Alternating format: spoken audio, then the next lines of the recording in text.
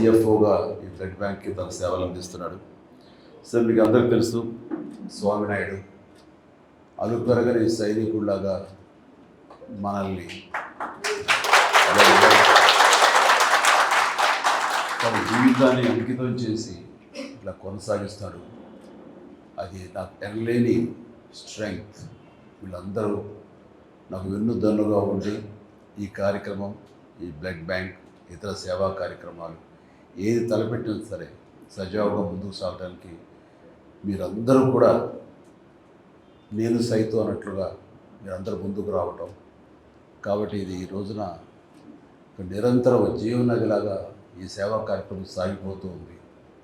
రేపొద్దున మనం ఎక్కడున్నా, ఎలా ఉన్నా, ఏమైనా ఈ సేవా కార్యక్రమం మాత్రం ఆగదు.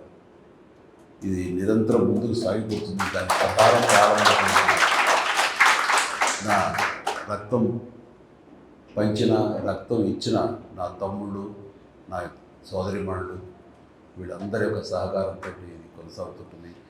ఇది జీవితంలో నాకు ఎనలేని సంతృప్తి. దానికి కానీ ప్రతి ఒక్కరికి నా హృదయపూర్వక ధన్యవాదాలు ఎప్పుడూ తెలియజేసుకుంటూనే ఉంటాను. ధన్యుడి. మనం ఏదైనా ఒక మంచి చేయాలి అని అనుకుంటే దాని ప్రతిఫలం ఆశించకూడదు. మన లక్ష్యం ఏమిటి, అది చేరుకోవడం కోసమే మన ప్రయత్నం ఉండాలి తప్ప దాని పర్యవసానం ఏమిటి, దాని ఎండ్ రిజల్ట్ ఏంటి, దాని ప్రతిఫలం ఏంటి అనేది మాత్రం ఆశించకూడదు. అలా ఆశించి నేను చేయలేదు. ఈ తలపెట్టినప్పుడు రక్తం అనేది ఇవ్వటం అనేది చాలా గగనం. ఎవరు ఇచ్చేవాళ్ళు కాదు, ఇవ్వడానికి మానసిక ధైర్యం కూడా లేదు ఎవరికి. ఇస్తే ఏమైపోతాం, బలహీనపడిపోతామేమో అన్నట్టు ఇవ్వలేని పరిస్థితులు. ఆ ఇచ్చేవాళ్ళు ఎవరైనా ఉంటే కనుక బ్లడ్ బ్యాంక్ వెళ్తే 4 డబ్బులు వస్తాయి అంటూ గట్టిగా పేదరికంలో ఉన్నవాళ్ళు, కూలీ నాలి చేసుకుంటున్న వాళ్ళు మాత్రమే బ్లడ్ బ్యాంక్, ఆయా బ్లడ్ బ్యాంక్స్ వాళ్ళకి తీసుకుని వచ్చి డబ్బులు ఆశ చూపించి ఆ బ్లడ్ని తీసుకునేవాడు. అంతే తప్ప నిజంగా ధారాళంగా ఈ రోజున మీరు అందరూ ఇస్తున్నట్లుగా అలా ఇచ్చే రోజులు కాదు. అలాంటి పరిస్థితుల్లో నేను ఎన్నోసార్లు చెప్పాను, కానీ మరొకసారి చెప్పుకోవాలనిపిస్తుంది. మనం రక్తం దొరకక, సమయానికి అందక ఎంతోమంది చనిపోతున్నారు.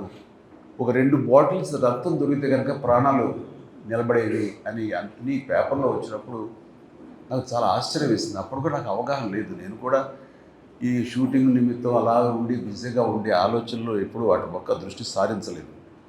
అది తెలుసుకున్న తర్వాత చాలా నిద్ర పట్టలేదు నాకు.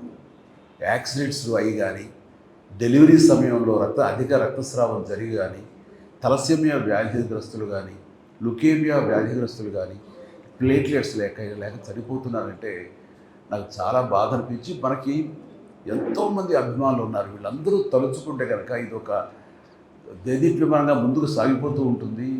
రక్తం లేని కొరత కొంతవరకైనా మన రాష్ట్రంలో తగ్గించే అవకాశం ఉంటుంది. అంత పొటెన్షియాలిటీ ఉంది, అంత శక్తివంతులు వీళ్ళు అన్గైడెడ్ మిసైల్స్ లాంటి వాళ్ళు. వీళ్ళని గైడెడ్ అంటే సరైనటువంటి సక్రమంగా మార్గం చూపగలిగితే కనుక వీళ్ళందరూ కూడా అద్భుతమైన సమాజ సేవకులు అవుతారన్న ఆ స్ఫురణకు రావటం. నేను కొంతమంది మిత్రులతోటి వాళ్ళతోటి బ్లడ్ బ్యాంక్ స్థాపించాలి అంటాం. స్వామినాయుడు నువ్వు పూర్తిగా దీనికి అంకితమై ఉండాలి అంటే తనతో ఉన్నటువంటి మిగతా అభిమానులకు ఉన్నటువంటి సత్సంబంధాల దృష్ట్యా వాళ్ళంతా నేను అనుకున్నాను, ఎంత నేను మోటివేట్ చేసినా, ఎంత వీడియోల ద్వారా, షార్ట్ ఫిల్మ్స్ ద్వారా, నా క్యాసెట్స్ ద్వారా, ఆడియో మెసేజ్ల ద్వారా ఎంత ఇచ్చినా సరే వస్తారంటారా? ఎందుకంటే ఎవరి ప్రాణం వాళ్ళకి భయం. రక్తం ఇస్తే మనం బలహీనం అయిపోతామేమో, రక్తం ఇస్తే కనుక మనకి రక్తలేమి వ్యాధి వస్తుందేమో అంటూ అలాంటి అపోహలు ఉండే రోజుల్లో కొంతమంది అయితే కనుక మరీ రక్తం ఇస్తే కనుక అది వచ్చే జన్మలో మళ్ళీ మనకి ఏదో ఇంకోలా పుడతాం, ఏదో ఇలా చించి కావాలని చెప్పేవాడు. అండ్ ఆ సమయంలో వాళ్ళకి ఆశ చూపించాను. నన్ను కలవాలనుకున్న వాళ్ళు, నన్ను మీట్ అవ్వాలనుకున్న వాళ్ళు, నాతో ఫోటో దిగాలనుకునే వాళ్ళు ఎవరైనా ఉంటే ముందు రక్తం ఇచ్చారంటే అప్పుడు ఇస్తానని. దానికి కొంత ఉత్సాహమైన కుర్రవాడు ధైర్యం చేసి వచ్చారు.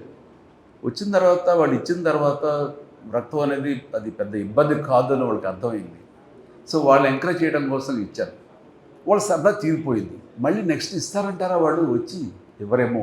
ఇట్లా ఎంతమంది 1 or 2 years తర్వాత నా ఫ్యాన్స్ అందరు తలా ఒకసారి బ్లడ్ ఇచ్చిన వాళ్ళు అవుతారు, ఒక ఫోటో దిగేసిన వాళ్ళు అవుతారు, వాళ్ళు సంతృప్తి చెందుతారు.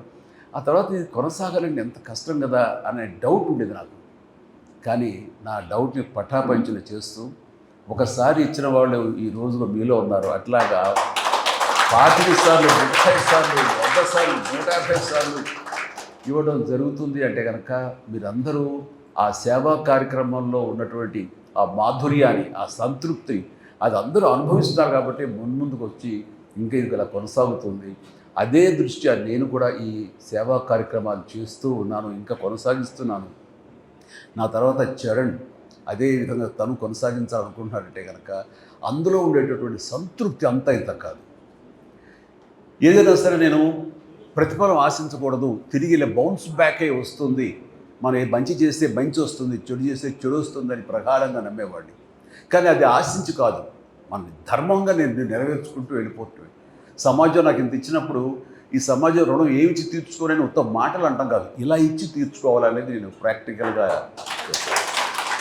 ఇందాక అమర్నాథ్ రెడ్డి అన్నట్లుగా ఏదైనా సరే చేసి ఆ తర్వాత చెయ్యండి అని చెప్పడం అనేది కరెక్ట్. ఎందుకంటే మనం ఎవరైనా వైపు ఇలా చూపిస్తున్నప్పుడు 3 ఏళ్ళు మన వైపు చూపిస్తుంటాయి కాబట్టి నువ్వేం చేసావు సమాధానం చెప్పిన దానికి సమాధానంగా నేను ప్రారంభించి ఆ తర్వాత చెయ్యండి అంటారు. నాకు ఒక గట్ ఫీలింగ్ ఉంటుంది, నాకు ఒక ధైర్యం ఉంటుంది. సో అలాగే నేను చేయడంలో కృతకృత్యుని అయ్యాను ఈ రోజున. కానీ ఈ చేసే దాంట్లో మంచి తిరిగి ఎలాగ వస్తుంది, ఒక రక్షణ కవచంలాగా మనం ఎలా కాపాడుతుంది అనేది